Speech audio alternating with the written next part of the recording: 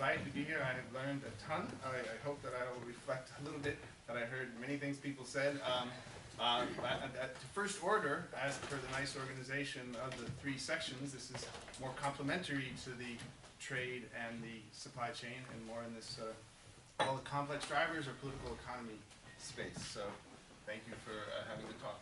So I'm talking about protected areas, I'm talking about local deforestation spillovers. I will contrast that to spillovers elsewhere near the end. And multiple underlying mechanisms. I'll say I changed this from the planned talk. I've added 5 slides from old talks, more or less to say sort of more mechanisms. I liked the way Tom laid out, you know, if you have an increasingly complex view of the world, you might have different views of what's going to happen. And attempting to be in that spirit, I'll have sort of multiple views, political economic views of how the world may work, and potential implications, first for impacts, because we think we need impacts in order to get spillovers, and then for spillovers. So trying to set up, you know, what are the conditions under which is sort of the spirit of the workshop. We'll have, wow, is that red to you? Yes. Interesting. Really red there, but it doesn't matter. So Costa Rica has local leakage from protected areas, whereas the Amazon has local blockage. Blockage is my word. It's the opposite of leakage, right? If leakage is deforestation spilling out, blockage is sort of a halo. It's a protective sphere of less deforestation around you. So it's the opposite sign of spillovers. So just to start, you know, are spillovers and leakage different? Well, if leakage is one sign and spillovers is both, then they're in principle different. So, and then of course I have to say, sometimes, and I think that matters, because we actually do think it sometimes. I'll try to give a coherence sometimes, as opposed to sort of random maybe. And you know, mention things like by region, by type, by actor. Really, I'll mention all those things, but it's really conditions under which is where we're going. In terms of the conditions under which you can get any work done, it's always when other people do the work. You know, all of this comes from lots of other people doing a lot of work. Absolutely not just me. Okay, so roadmap, it depends. What a surprise.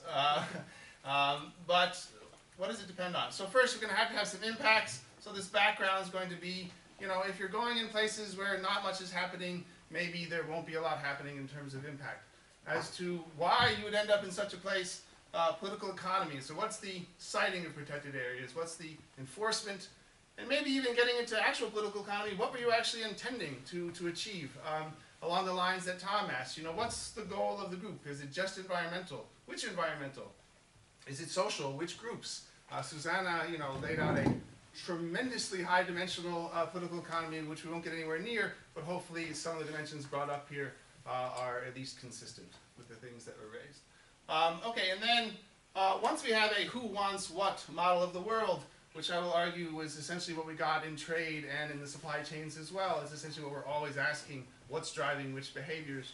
Then we'll say, look, there's going to be private responses to protected areas, tourism will be involved, and there's relocation. People will move close by, people will actually migrate quite far in responses to protected areas.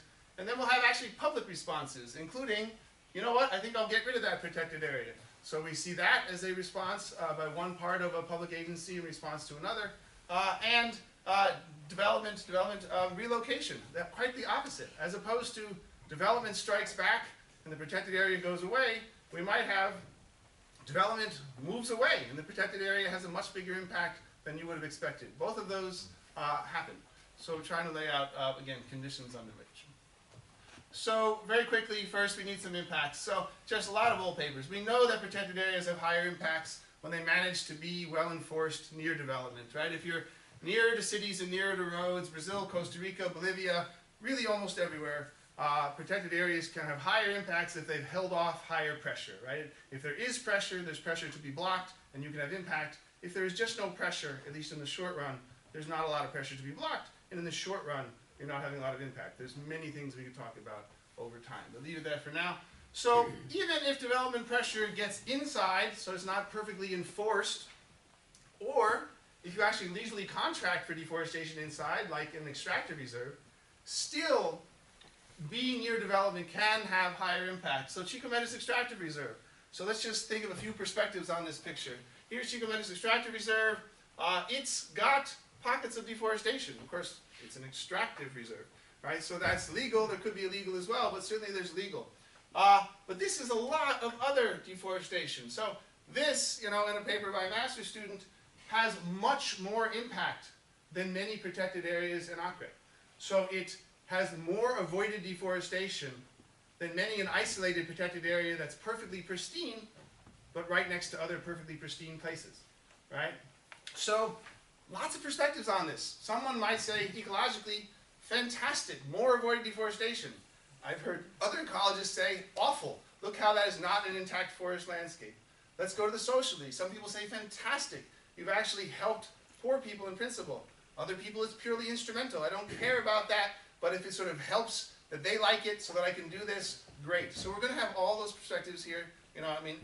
Clearly we all differ, but let's at least acknowledge that out there we're going to have various ecological and various social perspectives we're going to need to think about as the background in which we're acting. Okay. So really very quickly, so how do we know that we're sort of in a politically economic battle? Well, I think one way of thinking about it is, as Susanna said, the environmental sort of ethic can be exclusionary. Well, so you expect people to push back. Have they pushed back? Certainly they have. Protected areas in general get pushed out to, quotes, rock and ice. In the Brazilian Amazon, right, here's a 1991 picture, and where are most of the protected areas? Out here. Right? In Cameroon, protected areas look good only when you compare them in bad ways. Right? So the best way to make a bad project look good is to compare it to the wrong thing. Right? So you put a protected area nowhere, and you compare it to high-pressure cities, you go, look how different they are. Right? But if you correct your matches in Cameroon, you find out that, in fact, they're being invaded and not having an impact. This is a recent work. And generally around the world, correcting for the fact that development is pushing back so that really we're ending up in more isolated places with less pressure to block makes a huge difference in impact evaluation. You're going to lower, often, not always, but often you're going to lower your estimated impact by, say half or more. So yes, there's impact. Yes, it matters where you are. And yes, there's development economy, political economy of development pushing back. So if that's true, you would think that protected areas with different sorts of political economic structures would have different locations and different impacts. Well, that's right. So Chico Mendes Extractive Reserve right next to the Indo-Oceanic Highway. How many protected areas do you know right next to highways? Right? And often they're going to involve some kind of local political gain, and there's a long story behind all these things. So Steve Schwartzman has been part of the work on that. So could you allow some small development in order to save the environment?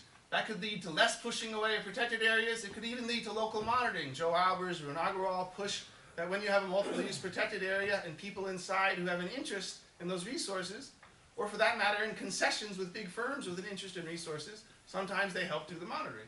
So does that ever happen? Well, here in Peru, we found that, and this is also recent work, really focused on FSC, but we compared it to PAs. Multiple use PAs save more forest, more avoided deforestation than strict PAs in the whole study area and in each region. It was Loreto, Madre Dios, and Ucayali. You can forget all that because we don't have time, but to first order, the only thing that's consistent across the three regions is not protected areas, it's not concessions, which have different signs in the different areas, it's that multiple use protected areas had more impact, more avoided deforestation than strict protected areas. That's, by the way, not true everywhere around the world, as you would expect, because it's a much more complex dynamic, but it can consistently and regularly be true, and it's all about blending these different payoffs, and in this case, either you might also be really happy because there's some smallholder welfare, or you don't care and you think about it as like a political dynamic that you want to make use of, right? And that's up to you. So, okay, now let's go the other way. What is the protected area even trying to do? Who are you trying to help? Are you only trying to be exclusionary, or could there be coalitions, say between public and smallholder development? So let me phrase that a different way. If I allow some environment, can that help me protect my own small development? So now what I'm thinking of is we've sort of tended, and it's really easy to do this in the statistics, to assume a static baseline. Like the way it is now is the way it will be in the future. Except for then you hear all these stories, like say Chico Mendes Extractive Reserve, and many others, which I'll list some and soon, in which you get this impression that people are steadily losing ground. Smallholders are steadily being beaten out by high capital, right? So, for instance, we've got here, I mean, really, the extractive reserve concept was almost created as like a political excuse to hold off high capital, I will argue. And again, people with expertise in this, we can go on forever later. So you're losing in land markets. You're losing in land violence, right? Maybe you can win versus lobbying if you sort of give something in some kind of coalition. So you're in Acre, which is different from Rondônia, which I'll talk about in a second. But maybe you can have a coalition in which you say, you know what? You can restrict me. I will do less rubber tapping, whatever you want, than I would otherwise do. But I'm going to help you enforce.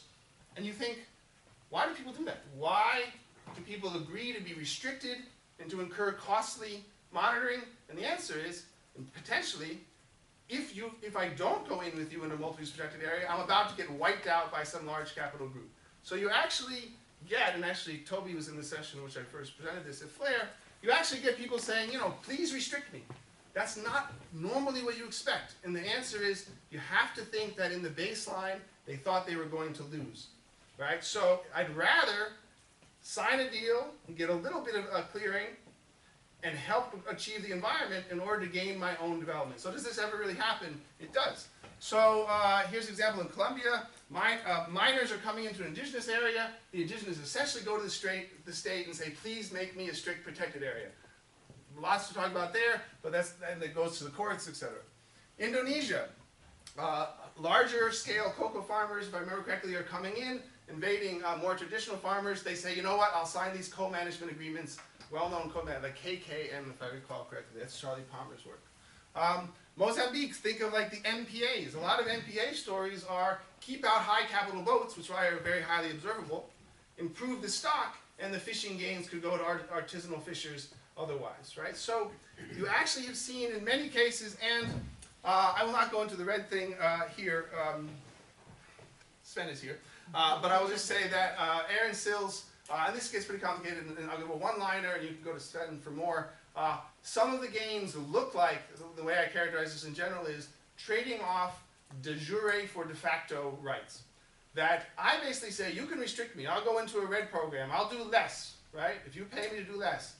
But what I gain is a restriction becomes a right. I agree to be restricted, but it helps to enforce my right to be there. This is at least one claim about a big, broad sphere with a lot of heterogeneity. But in all these cases, you see these interesting dynamics between smallholder livelihoods and environmental outcomes. Okay, none of that was about spillovers. So that's sort of setting the political economic scene, thinking about where do we get impacts, what are the kind of dynamics I think could be happening to try to lead to the following spillover stories. Okay, so I'll start small development spillovers, local responses, and here the point is, as people have said here, what story is happening matters. Tom's 5 cases of complexity, people's lots of field work people are doing here, say Kim worked behind Robert's the PAL analyses, and I really want to stand up for the complementarity of this sort of field understanding compared to going to the statistics, and here's a good example in which I can critique myself, which is always better. So Costa Rica acknowledged protected area. So someone cited, I think Robert, our PNIS paper, that there is a spillover result there. It's a real throwaway. The focus of that paper was just sort of correcting the estimation of impacts in the PAs. But the throwaway was grab the area around it, test whether it was any different, and you find nothing. It's not different than it would have been. Quick check, no spillover. So that's not wrong. It's just not right. So the 0 is right? It isn't different on average, but why do I want you to think that's not right? Because I think it was an incomplete story. In fact, I didn't even tell a story, right? It's like somehow the model I maybe hid about protected areas was when you have a protected area, people randomly run out in all directions and you should expect to find them in a ring, right? Okay, but suddenly you're like, well, what kind of dumb story is that, right? So, but you would expect that actually people maybe follow roads. That's a traditional thing. We see that in the world. And also, tourism is a really big deal in Costa Rica, right? So here's an incredibly complex empirical approach, which is, and this Laura Villalobos just graduated with a PhD, but back when she was an RA pre-PhD, she went to the protected areas and marked on the boundary where was the entrance. That's actually really useful, because that's where the tourism is concentrated. And if you take that ring and you break it down away from the tourism, near the roads, there's actually leakage. But if you're near the road at the point where you actually have this tourism intensity, there isn't. And if you're near the entrance and you go out to the second ring where there's complimentary hotels, again, there's leakage. So there are very specific places where you might think you should look if you have a story. Maybe we're wrong, but this was just published in Jerry. At least we're sort of thinking of where should you look depending on what you think is happening. Okay, and I have to go fast as per guidance. I'll just say there's also socioeconomic spillovers. Okay, what model? That was small development. Now here's a different kind of response. As I mentioned, PA elimination. There's padding going on around the world. PAD, D for degazettement, downsize, and degrade a protected area. And here in Rondonia, there was actually padding in 2009, 2014, 2 waves. One was more for hydropower. So now I want to think of totally different models. Right? I'm not in Costa Rica, smallholder, land and labor mature markets. I'm on a developing frontier of the Brazilian Amazon, as was pointed out in many nice presentations, just this morning, including Eugenio's. So, and now I want to think about, you had to ask yourself, what is a government? So if you go to the textbook, as Peter was raising, maybe a government in an economic optimization model is just math, and you use all your tools to do the best you can to optimize. Or maybe a government is different agencies that have totally different mandates, like the Ministério de Transporte and IBAMA in Brazil, really, or in the US, the Ag Agency and EPA, totally different goals, battling it out for the attention of the lead, elected official. Many people vote for option 2. So if that's true, what's going on with protected areas? Maybe there's a form of bargaining going on, or just non-bargaining, pure, I'm going to start with a pure competitive battle between agencies to get their agendas implemented. So if that's right, and suddenly we think, and Brazil is quite well known for having had a hydropower crises, right? The rain is low, the electricity is low. That's a really big deal. That's a really big development gain. It's not food security, but it's power security, right? So when someone says, I want to do hydropower, they've got some pretty good power, right? And let's say they say, you're going to lose some protected areas. Which ones do you think you are willing to give up? Right? You're like, guys, you're going to have to give some up. We need that power. So you say, well, which child do you love least? Right? So which protected area are you willing to give up? Maybe it's like, I don't like this species or like that. Or my theory was, what if it's already lost? There are many protected areas that are already degraded. These happened in 2009. We could look at the Hansen data, and my prediction is the places that were already sort of beat up and had been lost, those would be the ones that I would give up if I was getting forced in a bargaining story. And this paper's just got to revise and resubmit, and that has power. Pre-loss or pre-degradation is predictive of PAD. And you would expect that, but that's a totally different world. Frontier bargaining agencies, but that's what's going on. So, I'll just say one more thing in terms of the dynamics of this. There's also downsizing. You take a protected area and you shrink it, so what would the prediction be? The parts that got shrunk are the ones that were degraded, the parts that got kept are the ones that didn't, and in fact, they got upgraded in terms of trading, and in fact, you can't quite tell, but that's what these little graphs say. Okay, so finally, let's get to the big story, which is actually in the talk that I advertised. But now that you might believe me that I'm thinking of agencies bargaining on the frontier, let's talk about protected areas and spillovers in the Brazilian Amazon. And I'll go quickly. First, again, impacts are quite different. And now I'm going to raise, I've already told you about public agencies, but of course federal agencies and state agencies are totally different.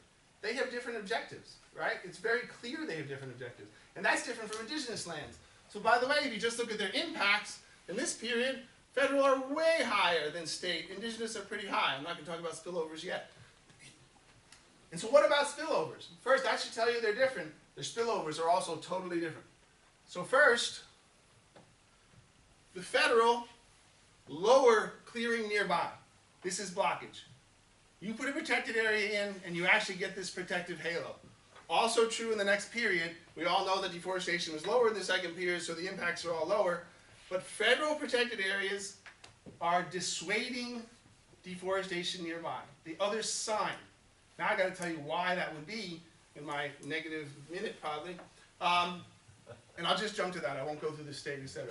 So my theory goes like this. Now you have this bargaining going on between agencies, and suddenly someone pulls off a protected area in Region 1. If everyone knows this is going on, they say, wow, look, you know, the green guys, they kind of won there. That's going to be a green kind of place. Less good for jobs, right? Less good for development if I build another road there. So who should respond to that? Migrants. They should think, you know what, that's not going to be job central. Maybe I shouldn't go there, or I should leave. And second, the other agency, right? Even if they're not coordinating, they just say, you know what, I kind of lost there. So the marginal development impact of a new road is now lower because we're kind of going green. I'll go put my maintenance and investment in another region. If that's true, we should find that protected areas affect migration and affect roads. So this is like the opposite of falling apart. This is pushing development away, and that's what we find. So I'll go real fast here. I'll put the whole thing there, not the dramatic laying it out. Federal PAs raise the probability of people leaving, and they lower the net probability of people moving in. Awesomely, state PAs do the opposite, right?